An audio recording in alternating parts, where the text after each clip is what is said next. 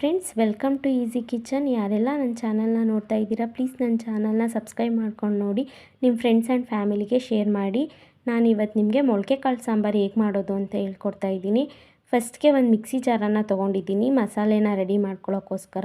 ಇಲ್ಲಿ ಮಸಾಲೆಗೆ ನಾನು ಒಂದು ಅರ್ಧ ಹೋಳಷ್ಟು ತೆಂಗಿನಕಾಯಿ, ಒಂದು ಅರ್ಧ ಗೆಂಡೆಯಷ್ಟು ಆನಿಯನ್ನು, ಒಂದು ಸ್ವಲ್ಪ ಕೊತ್ತಂಬರಿ ಸೊಪ್ಪು, 1 ಟೊಮೆಟೊ, 1/4 ಇಂಚು ಶುಂಠಿ, 1 ಗೆಂಡೆ ಬೆಳ್ಳುಳ್ಳಿ, ಒಂದು 3ರಿಂದ 4 ಲವಂಗ, ಒಂದು 3 ಸಣ್ಣ ಪೀಸಷ್ಟು ಚಕ್ಕೆನ ತೊಗೊಂಡಿದ್ದೀನಿ.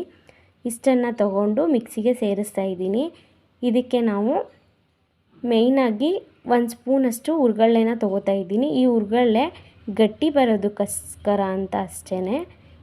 ನೋಡಿ, 1 ಸ್ಪೂನಷ್ಟು ಹುರ್ಗಡ್ಲೆನ ಸೇರಿಸಿದ್ದೀನಿ. ನೆಕ್ಸ್ಟ್ ಇದಕ್ಕೆ ಒಂದು 3 ಸ್ಪೂನಷ್ಟು ಮನೇಲೇ ಮಾಡಿರೋ ಸಾಂಬಾರು ಪೌಡರನ್ನ ಸೇರಿಸ್ತಾ ಇದ್ದೀನಿ. ನಿಮ್ಮ ಹತ್ರ ಯಾವ ಸಾಂಬಾರು ಪೌಡರ್ ಯೂಸ್ ಮಾಡ್ತೀರಾ ಆ ಸಾಂಬಾರು ಪೌಡರನ್ನ ಸೇರಿಸ್ಕೊಳ್ಳಿ. ನಿಮ್ಮ ಖಾರಕ್ಕೆ ಎಷ್ಟು ಬೇಕೋ ಅಷ್ಟನ್ನು ನೋಡಿ ಸೇರಿಸ್ಕೊಳ್ಳಿ. ನಾನು ಇಲ್ಲಿ ಯಾವುದೇ ಧನಿಯಾ ಪುಡಿ ಅನ್ನೋದನ್ನು ಆ್ಯಡ್ ಮಾಡ್ತಾಯಿಲ್ಲ. ನೋಡಿ, ಇಷ್ಟು ಹಾಕಿ ಈ ರೀತಿ ಪೇಸ್ಟ್ನ ಮಾಡ್ಕೊಂಡಿದ್ದೀನಿ. ನಾನು ಇಲ್ಲಿ 1 ಕಪ್ಪು ಕಡಲೆ ಹಸಿ ಕಡಲೆ ಅಂತ ಬರುತ್ತಲ್ಲ, ಅದು 1 ಕಪ್ಪು ಹುಳ್ಳಿ ಎರಡನ್ನೂ ಸೇರಿಸಿ ಮೊಳಕೆ ಕಾಳನ್ನ ಬರೆಸ್ಕೊಂಡಿದ್ದೀನಿ. ನೆಕ್ಸ್ಟು ಆಲೂಗೆಡ್ಡೆ ಬದನೆಕಾಯಿನ ಕಟ್ ಮಾಡಿ ಇಟ್ಕೊಂಡು ಒಂದು ಕುಕ್ಕರನ್ನು ಕಾಯಕ್ಕಿಟ್ಟು ಅದಕ್ಕೆ 1 2 ಸ್ಪೂನಷ್ಟು ಆಯಿಲ್ನ ಸೇರಿಸ್ತಾ ಇದ್ದೀನಿ.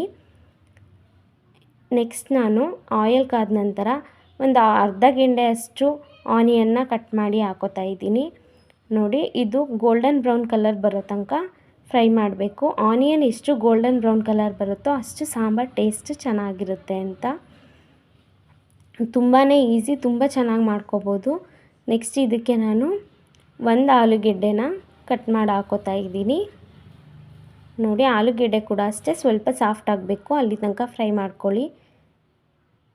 ನೆಕ್ಸ್ಟ್ ಇದಕ್ಕೆ ನಾನು ಒಂದು 1/4 kgಯಷ್ಟು ಬದನೆಕಾಯಿನ ಈ ರೀತಿ ಕಟ್ ಮಾಡಿ ಹಾಕೋತಾ ಇದ್ದೀನಿ. ಈ ರೀತಿಯೇ ಕಟ್ ಮಾಡಿ ಹಾಕೋದ್ರಿಂದ ಟೇಸ್ಟು ಚೆನ್ನಾಗಿ ಬರುತ್ತಂತೆ, ಹಂಗಾಗಿ ನಾನು ಸಿಪ್ಪೆನ ತೆಗೆದಿದ್ದೇನೆ. ಅದೇ ರೀತಿ ಕಟ್ ಮಾಡಿ ಹಾಕ್ಕೊಂಡಿದ್ದೀನಿ. ಈ ರೀತಿ ಕೂಡ ಟ್ರೈ ಮಾಡಿ ನೋಡಿ, ತುಂಬಾ ಚೆನ್ನಾಗಿರುತ್ತೆ.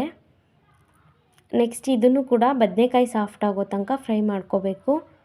ನೆಕ್ಸ್ಟ್ ಇದೇ ಫ್ರೈಗೆ ನಾನು ಇಲ್ಲಿ ಮೊಳಕೆ ಕಾಳನ್ನು ಸೇರಿಸ್ತಾ ಇದ್ದೀನಿ. ನೀವು ಬೇಕು ಅಂದರೆ ಬರೀ ಹುರುಳಿ ಕಾಳನ್ನೇ ಹಾಕೋಬೋದು.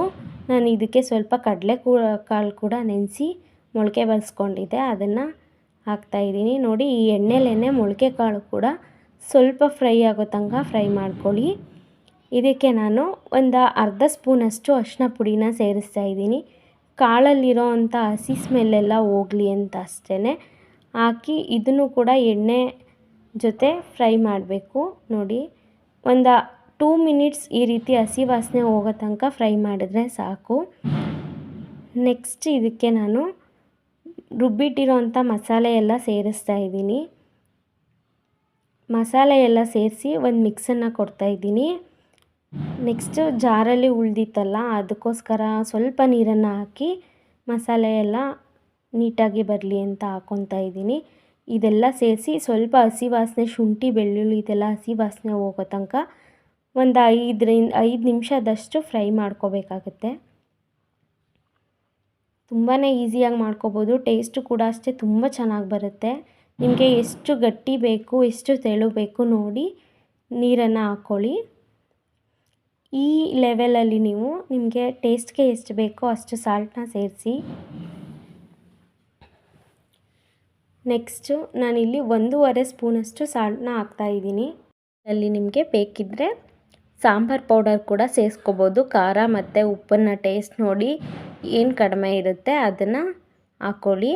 ಖಾರ ಕಡಿಮೆ ಇದ್ದರೆ ಈ ಲೆವೆಲಲ್ಲಿ ಕೂಡ ನೀವು ಸ್ವಲ್ಪ ಸಾಂಬಾರು ಪೌಡರನ್ನು ಸೇರಿಸ್ಕೋಬೋದು.